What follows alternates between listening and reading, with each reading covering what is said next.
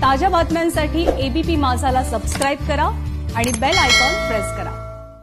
दरम्यान आजच्या आंदोलनानंतर भाजप नेत्यांनी काय प्रतिक्रिया दिल्या त्या पाहूयात। आंदोलन देखिए अभी कितनी जनता आ रही है। ये लोगों के मन का आक्रोश है, सरकार समझती नहीं है। बिजली के बिलों कोरोना के काल के अंदर केंद्र सरकार ने लोन भी माफ कर दिया, ब्याज भी माफ कर दिया। ये बिजली के खोटे बिल भी माफ नहीं करना चाहते हैं। इनको जवाब देना पड़ेगा लोगों को। क्या यहाँ से हटने नहीं वाले आप लोग? अभी देखते हैं ऑफिसर्स आता है कि नहीं आता, देखते आगे क्या होता है। हे सरकार हे फसवणारं सरकार आहे, हे निलाजरं सरकार आहे।